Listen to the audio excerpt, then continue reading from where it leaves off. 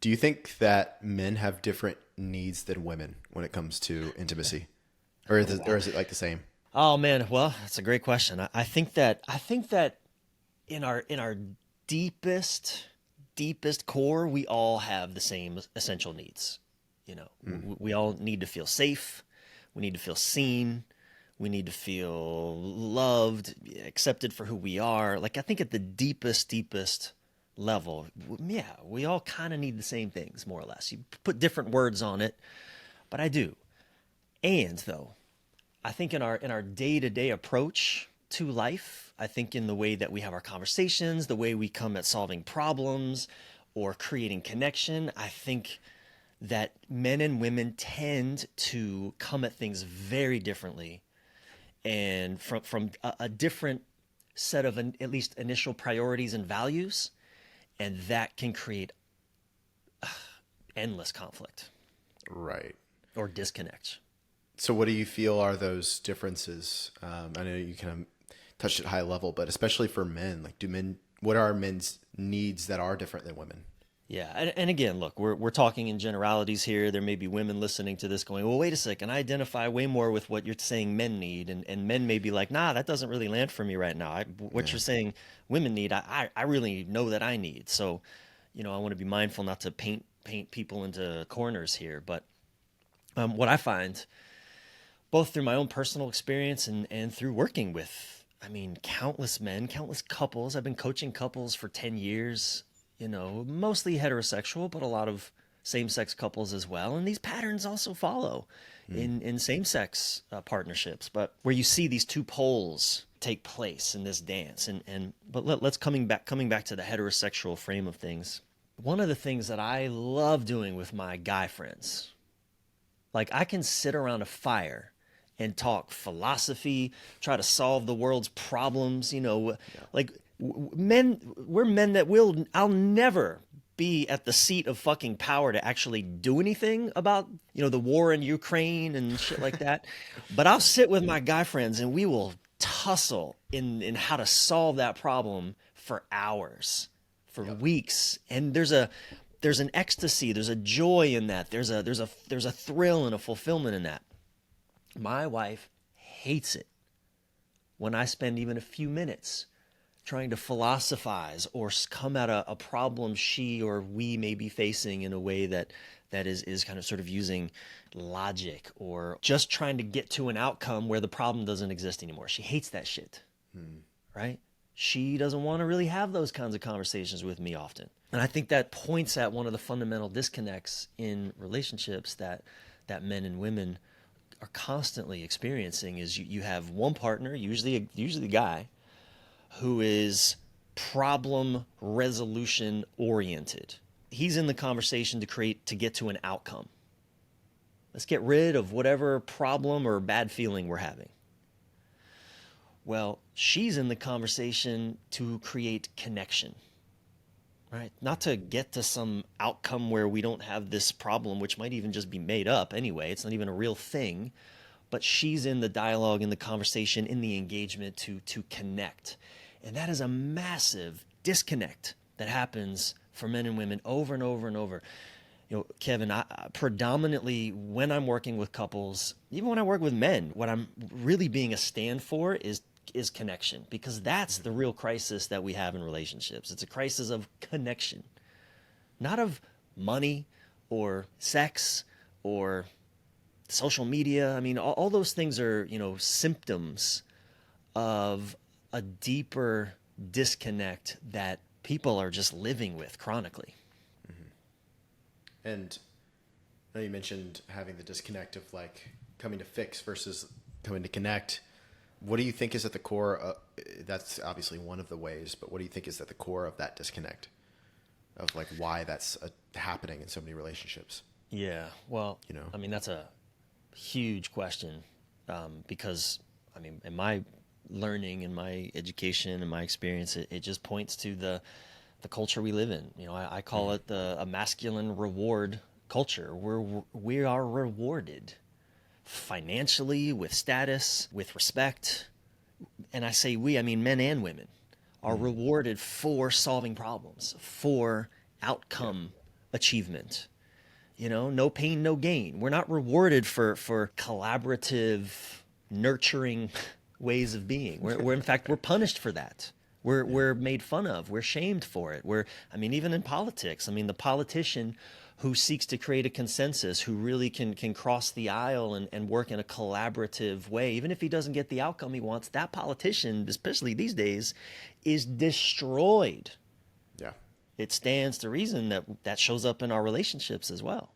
Yeah, it's definitely a grooming towards action, solving, which is a totally different energy than connecting in relationships. 100%. I had this moment with my wife a number of years ago that's so illustrative of this. We were going for a walk, and I was a little bored. We're just walking. Okay, cool. But I needed some challenge. I wanted to I don't know, raise my game in some way. I don't know. I just needed challenge. And so I challenged her, because she's the one who's there. It's like, babe, I'll race you to that tree.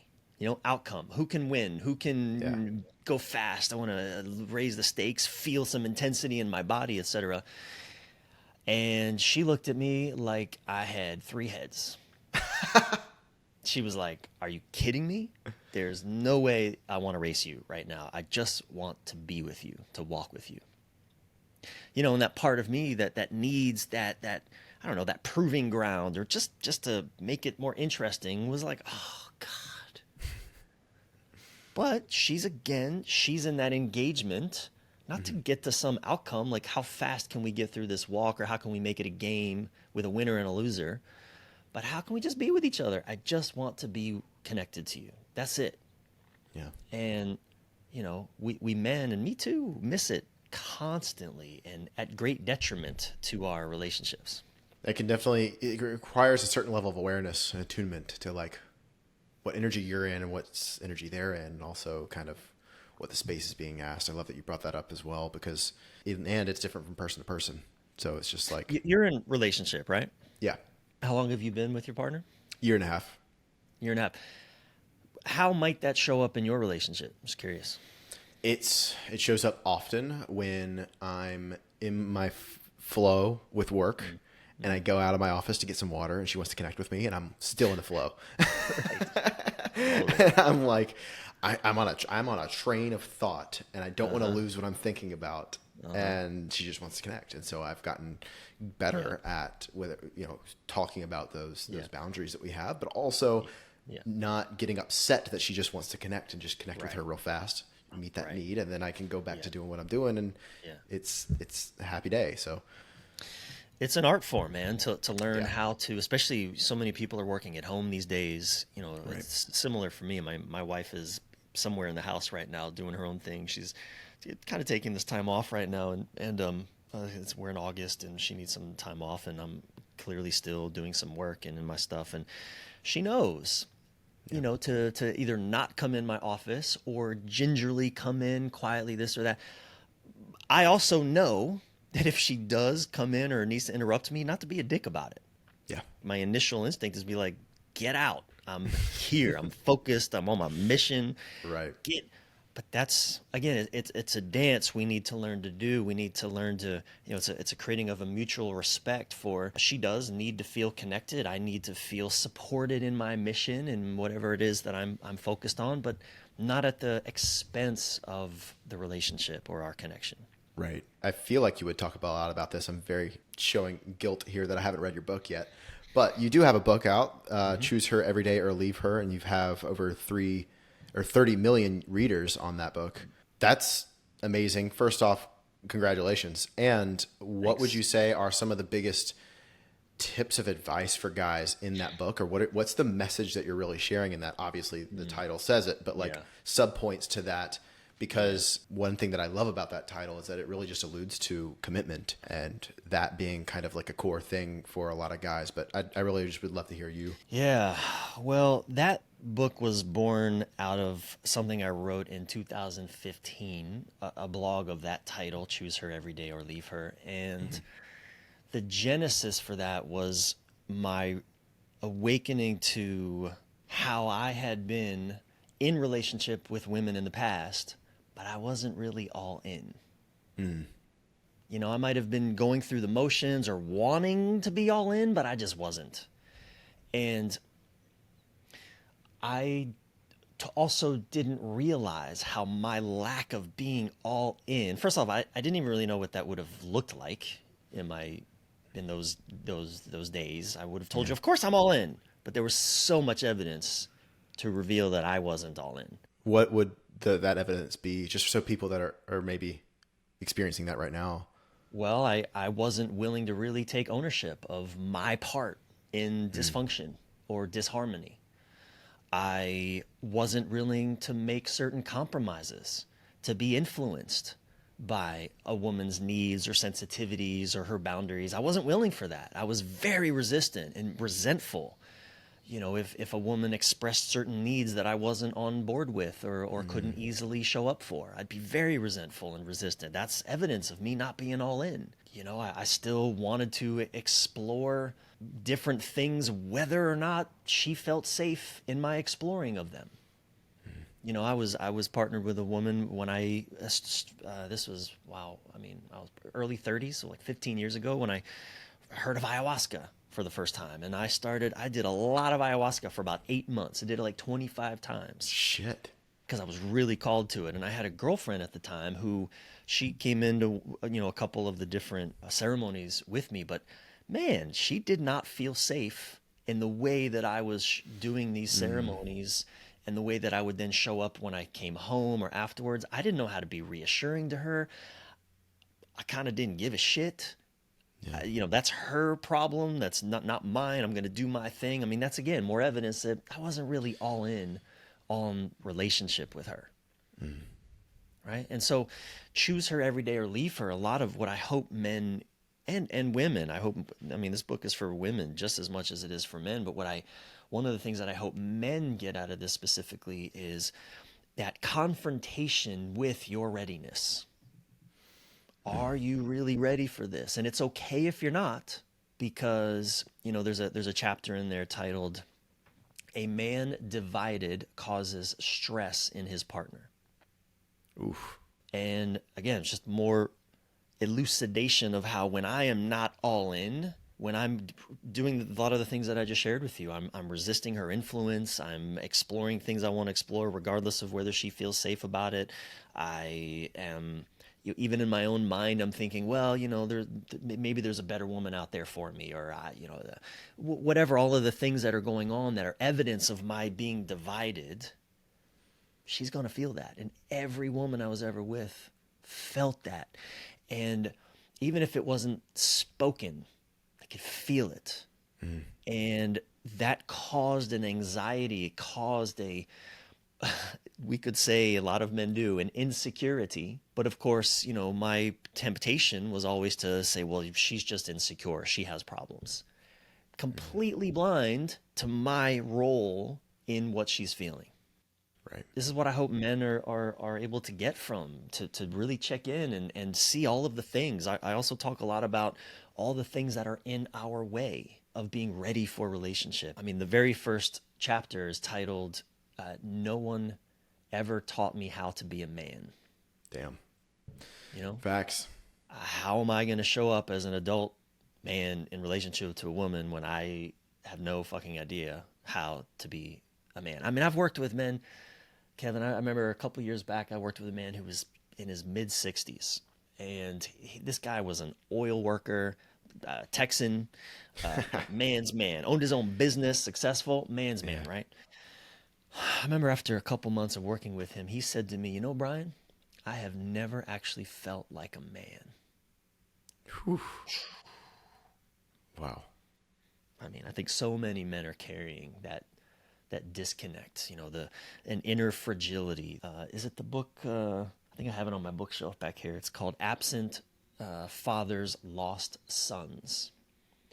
Absent Fathers, Lost Sons, and the author is Guy or Guy, probably French, Guy Corneau, and he talks a lot about the inner fragility of men, and when our fathers are absent or they are overwhelming and oppressive, the abusive father versus the father who's just checked out, whether he's physically gone or he's physically present but emotionally and intellectually gone.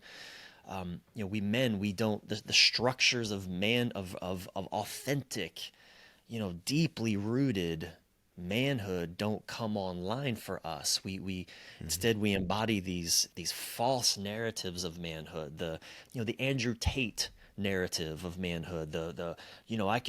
I remember seeing Andrew Tate, and bragging about his manhood. He's like, I'm so strong I could crush my own fingers with my fist. Like I could break my own bones in my hand. Like that's his fucking model of manhood. Jesus, man. Like what? Wow. That's the adolescent fantasy of manhood. It's not actual mature manhood to like hold that as the example of what a man you are. Right. Right? So no, it's no wonder. Look, innocent until proven guilty, fine. But it's no wonder Andrew Tate is in jail for trafficking women, whether or not he's guilty of that but the fact that he's certainly not a model of healthy relationships with women. Right. That's definitely true.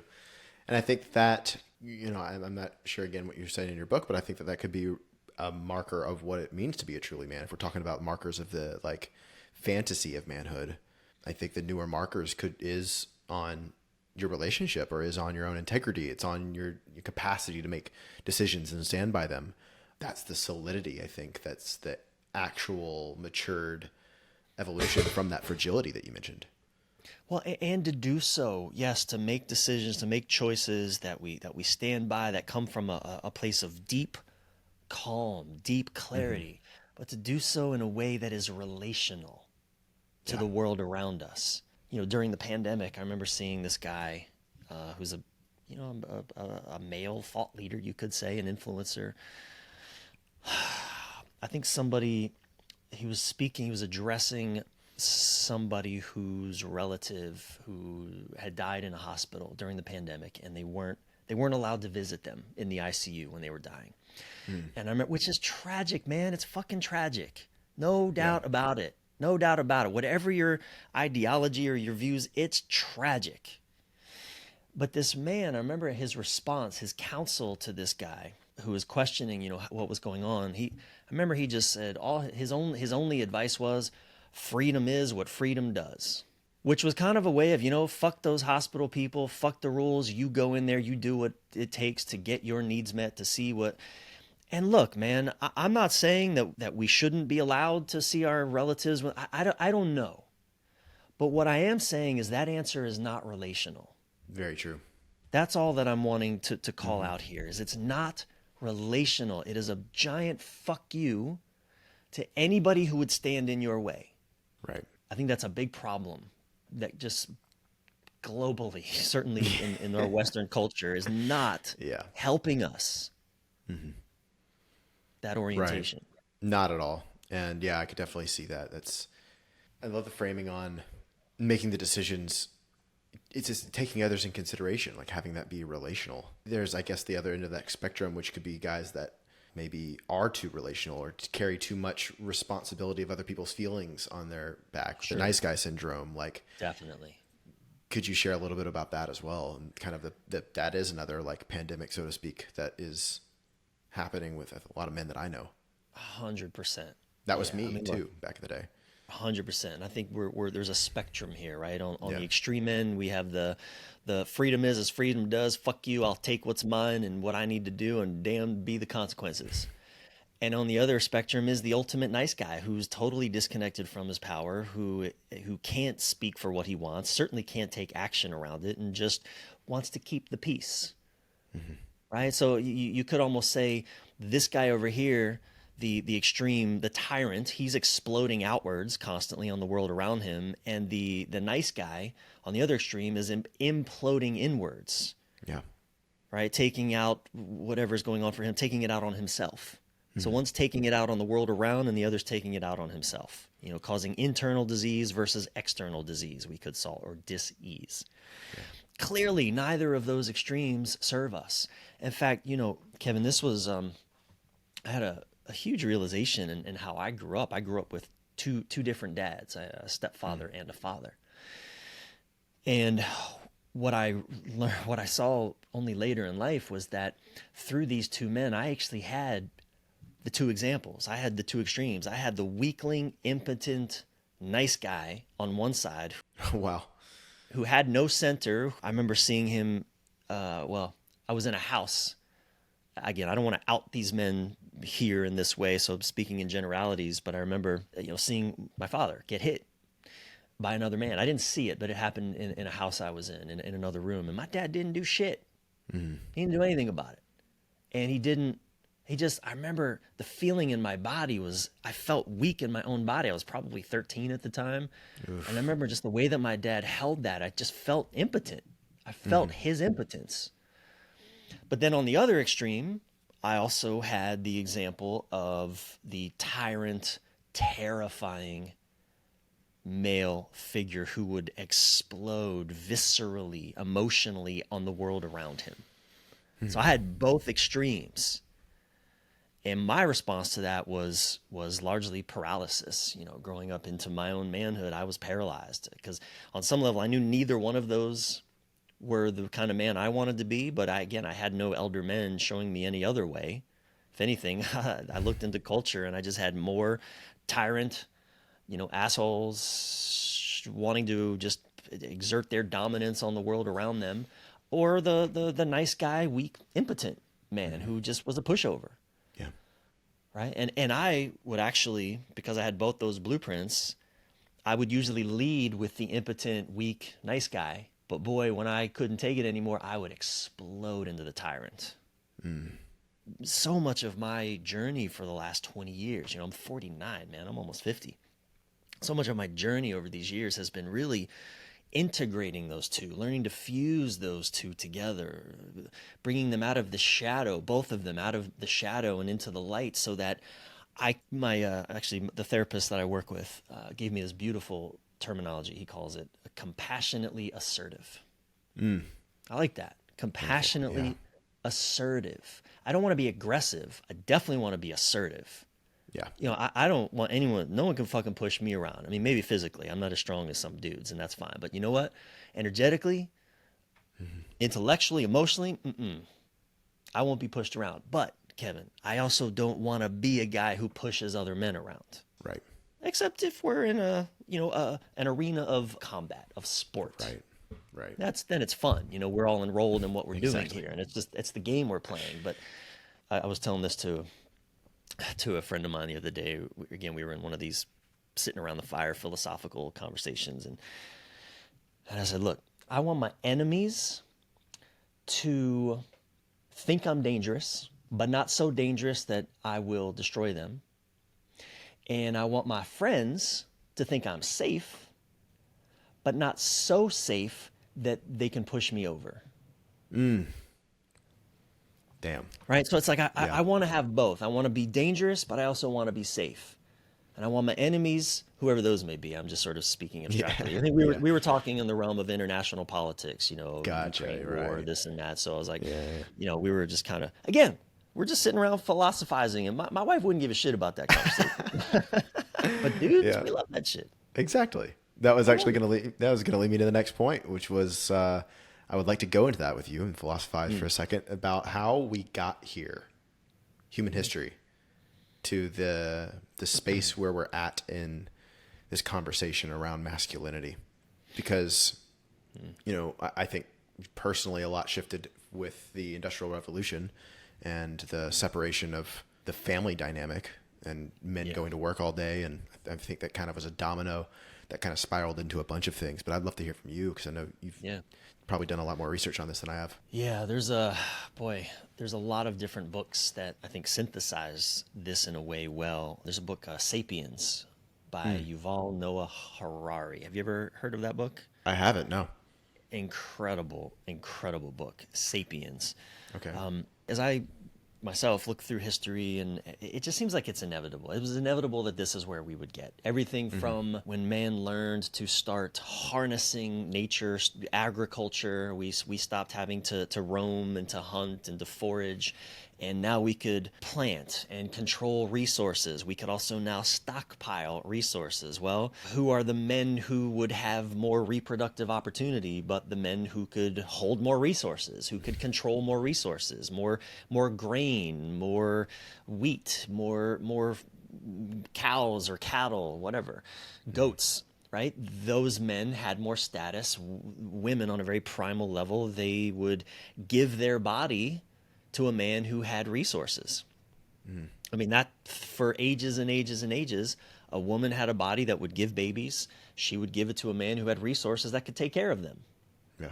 Very primal level. And we still see Evolutionary. that. We see the echoes of that in modern society, where men still feel pressure to provide, and women still feel pressure to look sexy, to look fertile. Right? Even we're all trying to fight out of those, and men are like, it's a very weird schizophrenia. I think we're kind of caught in, because like men are like, fuck that, I don't want to be just resources to a woman, and also I want to have lots of resources so that I look attractive to women. Yeah. And women are also like, fuck that. I don't want men to judge me on my body and my sexuality, how sexual I look. Fuck that. And also, I really want to look pretty, and I want to feel attractive to men. You know what I It's mean? definitely a dichotomy there. So what? But I think that just speaks to our evolution and our consciousness and who we are learning ourselves to be and who we're choosing to be. But it's a shit show. I mean, even the whole gender identity thing, I think, Yeah. is also a product of us just asking these questions. Who are we really? Who am I really? And but anyway, I think it was inevitable that we, through the course of human history, from beginning with agriculture to building of cities and skyscrapers, that the masculine reward culture would predominate. Because the masculine, that outcome oriented, no pain, no gain, let's build a Yeah. skyscraper, even if we lose 1,000 men along the way and cause untold, unfathomable pain to both the men who die and the families that they leave behind. It doesn't matter. Let's create that skyscraper. Let's build the Panama Canal. Yeah. Right? Masculine, to get shit done, to create this infrastructure, efficiency, all of that, I think is inevitable that this Yeah. is what we would end up with. And I think it was also kind of a strive out of the survival-esque situation of humanity, sure. right? Like that's kind of what drove that to that point. And I feel like for the large part, we're potentially out of that. And so now then becomes the shift of dynamic of like, okay, well, we don't need to continue to strive. And the striving has gotten us to AI, and AI is going to blow up. And you know what I mean? Great The job, striving humanity. is, Boy, we really fucked ourselves there. Great. yeah, the striving has gotten us there. Well, what do we do when all of the work is automated? Yeah. Right? Like that's like that was my next point of this is like, where do you think this could go? And what do you think are the opportunity and potentials there? Because I could see one potential being like, yeah, AI takes over all the doing, and we live and everybody's fed and all our needs are met, and we're not in a survival based situations anymore. And then we are forced to be relational in some capacity because it's like we don't have anything more to do other than self-created artistic works, maybe. Like it's not like a do or die life threatening thing that we need to create a dam or we need to create a skyscraper. Like, you know what I mean? Yeah. Well, it's a nice thought. This belief that we can get the world to some stasis where we won't really have real problems anymore or survival And issues. I'm sure that won't. It's a nice thought, and I hope that it's actually possible that could happen. But I will say, I have a lot of compassion for men in the domain of relationship because we weren't prepared for what the modern age is requiring of us in terms of being relational. We weren't prepared. Your ancestors, your fathers and grandfathers and mine, they didn't know how to be emotionally empathic and comforting to women. They didn't know how to validate. They didn't have to validate a woman's experience, even if they didn't agree with it. They didn't know how to. They didn't. Not only did they know how to do that shit, they just didn't have to. Yeah. It wasn't a thing. Right. And yet I think largely because you're right, we don't have to just survive anymore. I mean, poverty in the United States is generally speaking, except for the the absolute the mentally ill, the addicted, Right. but general poverty in the U.S. is still leagues ahead of where traditional poverty has been throughout history. Nobody's starving in our country. Nobody has to starve. I mean, there's food banks. There's food stamps. I mean, no one's starving. Again, they may be malnourished. I get all that. Food deserts, fast Right. food. That's another conversation. But we're up to the game of thriving now.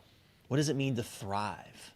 But because we're not used to that game, so many of us are stuck in survival mode. We're still in survival mind. And I think that again, we bring that into our relationships, we bring it into our politics. We think survival is at stake in our politics, and it just fucking ain't. Yeah. And I think that's why, again, why we're so divided and we're so angry, because we think everything's on the line. And it's not. It's not that. I mean, look, climate change, okay, well, that's some serious shit there, in my opinion. So, but I think in terms of relationship, I have so much compassion for men. We were not prepared for this. Will we have to be relational? I don't know, Kevin. I don't know if that'll be true or not. I think on some level, men will always resist actually being relational to some degree. I think there's a part of every man who has any kind of masculine core is always going to want to withdraw from the demands of relationship on some level. Right. That could be, a pull to escape. It could be a pull to adventure. It has nothing to do with the relationship, 100%. right? Like, Totally. yeah, I can agree with that. Yeah. And while we're on this philosophizing conversation, do you feel that multi-generationally from now, so not like in our lifetime, but there is a possibility of, we could say, world peace or the humanity living as a relational society and culture? It's a great question.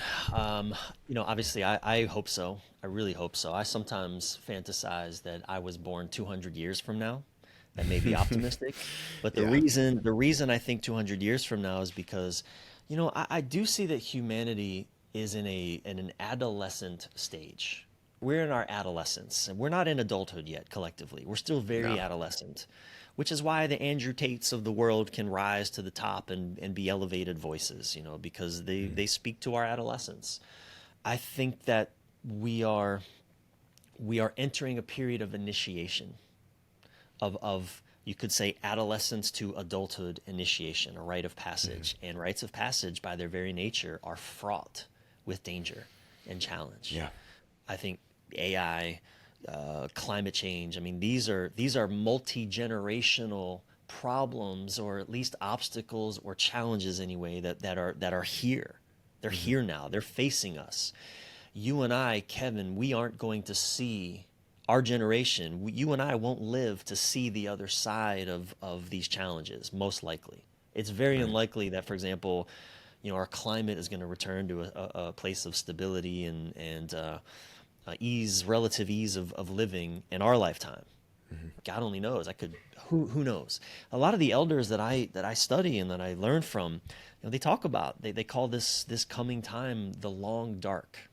The long dark, a period of initiation, a period of challenge, of we're crossing a chasm into a new place, and we don't know. In any rite of passage, boyhood to manhood initiation rite, some of the boys don't make it. They die. Yeah. They die on that journey.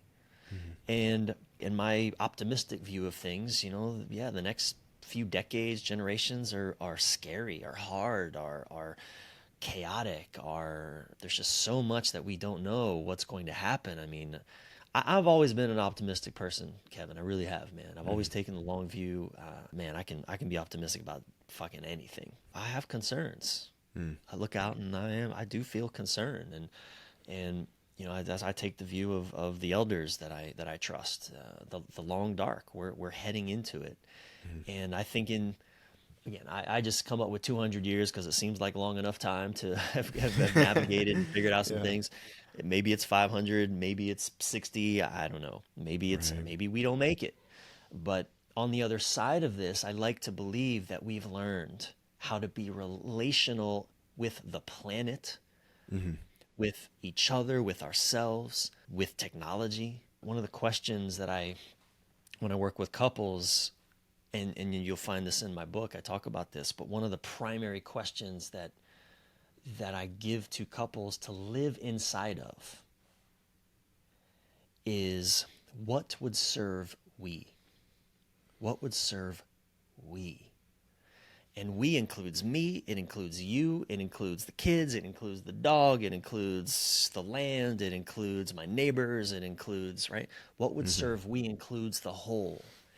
And that's not a question that most people are living in predominantly. Not in their, certainly not in their relationships, but also not in their lives, in their communities. What would you say is the question that we're predominantly living in? What's going to serve me? Yeah. Most definitely, yeah. I mean, look, just scroll on Instagram for 5 seconds, and it's all about my needs, their need. Like, the advice even given is catered towards that underlying question that people are living in. 100%. Yeah, exactly. What would serve me? Not that there's no place for that question, but just notice it's not relational. Yeah. It's not relational. How do I get mine? Right? So it's my hope in a couple hundred years, we've learned to live in that question. I think there are some people that can live in that question, but they are so far and few between. Right. Well, and that's what really stands out, and would stand out to me at least. I would be like, that's a fucking king right there. Somebody who is living in that question Yeah, and like definitely. fully embodies that. I'd be like, damn, respect. And that's something that too. I was talking with a buddy of mine recently, and we were talking about like men respecting other men. You have to, it's like you kind of have to earn that. It's even more than like self-respect. And it's like the king thing. It's not a title you put on yourself. It's something like other people kind of make that decision because of like, they see that potential that maybe they are striving for. They see within themselves, but you're living it. Like, I thought that was very interesting. As a total side note, but that was a very interesting conversation. Yeah. I mean, there's a whole rabbit hole we could go down there. Lots of rabbit holes everywhere. There are, which is why I love this conversation and diving into all of this. When it comes to all of this, we're kind of the long dark and the situation we're in.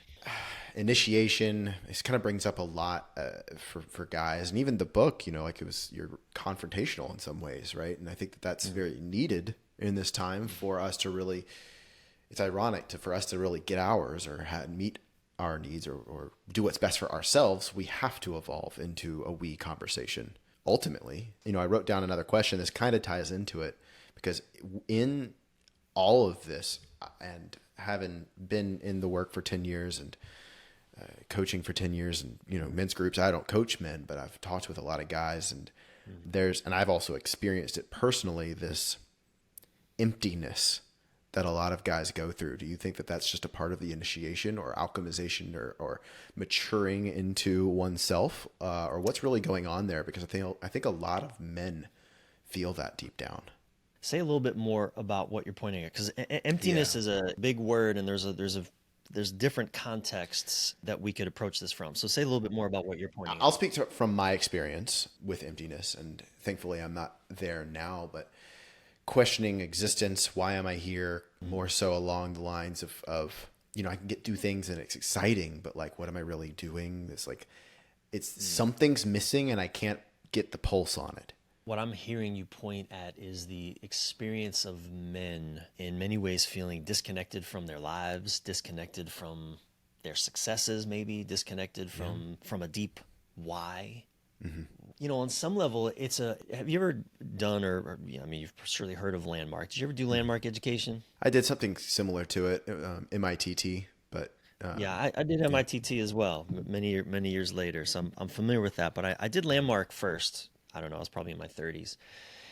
And the big payoff at the end of your first Landmark weekend is this teaching, this distinction. Life is empty and meaningless. And it is empty and meaningless to say that life is empty and meaningless. Like that's the big payoff in a way of Landmark. Yeah. Life is empty and meaningless, and it's empty and meaningless that life is empty and meaningless. In other words, don't even make meaning out of life being empty and meaningless. It's like, and the reason I think that that's interesting is because it points to I think a profound truth in a way that, yeah, man, perhaps this shit, it doesn't mean anything. Life is ultimately empty in and of itself, and it's on us then to bring meaning to it. It's on us then to make choices that are, connected to some deep knowing, deep center, whatever that means for any particular man. And I think most of us men, us modern men, we are walking around so disoriented, disconnected from our elders, from our ancestors, from our lineage. We have no fucking lineage. Right. One of the biggest challenges that I had, Kevin, in stepping into to being a men's coach, a leader, I have a podcast for men this way. But it's funny, when those words came through, men this way, a number of years ago, I was actually I was taking mushrooms with one of my oldest, closest friend, who actually does this work with me now. And these words, men this way, came through. One of the biggest resistances that I had to really owning that was, I don't fucking know where I'm going. How am I going to tell other men where to go? Yeah. Who am I to men this way? What the fuck? I don't even know where I'm fucking going. I got no elders showing me where to go. Right? So I think so many men we are moored to nothing. We're just adrift in our lives, or we're moored. We're connected to a principle, to a value that we actually don't give a shit about. Making more money, having more status for the sake of status, looking good for the sake of whatever. On some level, we know that doesn't fucking matter. So, that's why this word emptiness, I wanted to just kind of get a little more clarity from you, because I think there's a profound gift in recognizing that, yeah, life is empty. Ultimately, it is empty. Everything, Kevin, you ever do and I ever do is going to be forgotten. Abso-fucking-lutely everything we ever do. Our memory is going to be erased, annihilated from the records of existence, right? That can be a cause for great sadness and cynicism and resentment, or it can be cause for, wow, great celebration, right? Now I'm truly free to be in the world in a way that feels true for me, because it's all going to be forgotten anyway. None of this shit matters. Now I'm just left with choice. It's like the book, choose her every day or leave her. It doesn't say choose her every day because that's what you should do.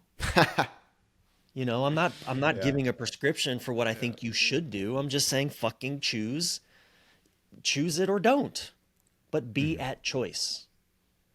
I've talked with a lot of men that even when it comes to, again, relationship, like, they're very divided. I was having a conversation just this morning with a friend of mine who's like, he's in his 30s, and he's like, I don't know if I can trust women. I don't know if I want to be ever in a relationship. And I was like, I get it. I understand. And I was sharing with him why I do choose relationship with my wife. I'm with her for 8 years, and man, it feels so powerful to just be in the choice. I am choosing this, which means, boy, I get to take responsibility for everything that shows up in this relationship. I mean, I'm not saying I take responsibility for my wife's behavior, but if I'm not speaking up, if I'm not having boundaries, if I'm myself and being a dick, man, I have ownership in this. And that actually feels enlivening. It feels empowering. I have ownership in my life. I'm not doing what my dad thinks I should do. I'm not doing what my wife thinks I should do. I'm not doing what society thinks I should do. I'm doing what feels deeply true for me. And that is enlivening. As you're mentioning that, I was thinking, like, man, not fully choosing and being in choice is like hanging out around the sidelines of a basketball game, not wondering if you're going to play or not, versus like, I'm going to be a player in the game and stepping in the court and like, yeah, let's play. Totally. It's kind of like you're sitting there thinking about it when you could just be in it, doing it. Right. It's kind of, I like this word enlivenment. When you first use this word empty, what I also hear inside of that is a man who feels dead inside. He doesn't feel enlivened. He might be making money. He might have a family. He might be in a relationship. He might be admired by his peers, but he feels dead inside. He's not enlivened. And I think Joseph Campbell said something that really reoriented things for me many years ago. Because I used to be, very intellectual, and I'm like, man, what's the meaning of life? Why are we fucking here? Why? And Joseph Campbell, I heard him say something in one of his interviews that he did. He said, I don't really think people are searching for the meaning of life so much as they are searching for the experience of being alive. It's like, ooh, That's true. that's good. That's good. I was really like, okay, interesting. Yeah. And I think enlivenment, I don't think the problem is emptiness. I think the problem is enlivenment. And when men feel disconnected from their lives, they feel dead. They don't feel enlivened. I mean, I'll speak Or disconnected from their choice. Right. I mean, I'll speak from personal experience. In those times, I was physically ill, but I did have status, you could say, or respect from my friends and peers and the business, the things, and it did feel empty at the end of the day. I was in excitement, Right. but I was empty. And in my evolution and my own growth, I've started to be more and more connected to that aliveness. And I mean, one of the things that helped me was as Rumi's approach to love, which is your task is not to seek for love, but to seek and find all the barriers you've built within yourself against it and accept them. And it's like, I had a bunch of shame. I was operating in a bunch of shoulds. I should do this. And instead of just doing what's true or what's real. And that really has connected me to my aliveness, at least. Yeah. I love that, man. I think, we're pointing at a journey every man must go on to seek his own enlivenment, to work through the shoulds and the stories we've inherited that don't actually ring true for us. Right. And when you, in my opinion, like are connected to that, you can more powerfully choose. I think that plays into all of this. Definitely. I'm 8 years with my wife. We have a really great relationship, and sometimes it ain't easy. Yeah. There's moments that just, we're like, fuck, have those moments like, fuck. But the fact that I am at choice, I'm not doing this because I have to, or I think I should, or if it fails, I'm going to disappoint somebody, or I'm going to look bad, or this or that, including her. I'm not doing this because I think my wife needs me. I'm not staying in a relationship because if I leave, it'll destroy her. Fuck that. I mean, that's a bit strong. What I just, I would never want to destroy her. But I'm just fuck that part of me. What I mean is, fuck that part of me that thinks that I should live my life that way. Right. No, man, I'm at choice. I'm choosing this, and that alone, again, it's enlivenment. Like you said, I am on the court playing the game. And there ain't no coach going to take me out. If I don't want to play anymore, I'll take myself out. Yeah. But I'm not playing this for anyone else. I'm playing it for me, because of it, it supports how I want to show up in the world and what I want to learn. Man, that's enlivening to me. And that's amazing. And I love that this all comes down to the choice and being inclusive and in connection and in relation with your choices. This has been an amazing conversation. I do have a few more questions for, I guess I should say, the women that are listening to this. And these are honestly just questions that I looked up the SEO, and this is some of the top searched stuff. So I was like, these are probably, there might be, whether women are aware of it or not, they're asking these things. What do men want? What men say they want and what they actually want are generally two different things. Men will say things like, I don't want drama. They'll say things like, so I want no drama. They'll say, I want peace of mind. I want harmony. I want it to be easy. Women want men to try harder, and men want women to make it easier. Women want men to try harder, and men want women to make things easier for them. So I think there's truth to that. Men, we don't want to work so hard for things to work. Yeah. We want our problems to be solved easily. We want ease, but do we really? Says every guy who wants to race to the tree as fast as possible. Exactly. Yeah. Exactly. Yeah. I remember watching documentaries. I geeked out on all the Mount Everest documentaries on dope. Netflix years ago. And one thing that just struck out to me time and time again, here's climbing Mount Everest is one of the most challenging things a man could ever do in his life, right? And of course, we Western men, we'll use Sherpas to make it easier for us, but we want it to be just hard enough that we feel good when we do it, but not so hard that it actually kills us. Right. Despite that, still 1 in 40 men die, or people actually, 1 in 40 people die trying to climb Mount Everest. Men get to the top of Mount Everest and then they want to do it again. They either want to do it again or everything else in their life is going to be boring in comparison. And I think the same is true for us in relationship. We want a woman who is actually challenging enough that we feel like, okay, wow, I can climb this mountain. Death is ever present, meaning she might get upset. I might not do the thing that makes her happy. I might fuck this up, but I can succeed also. I think one of the things that men really get tripped up around, and I think it's good that women know this, a man that feels like he can't succeed in a relationship is going to be a miserable man. Yeah. That said, a man who's with a woman that he feels no challenge around because she herself is playing the nice guy or the nice woman, the quiet, meek, shut down, untrue to herself, allowing herself to be pushed around, mistreated, whatever, that man's going to be bored by that woman. She's not to his primal brain, she's not a challenging enough mountain to climb. Right. Right? So we want a woman who is challenging enough that we have to raise our game, that we have to elevate who we are and how we're showing up, but who's not so challenging that I feel like I can never succeed with her. Mm-hmm. Very true.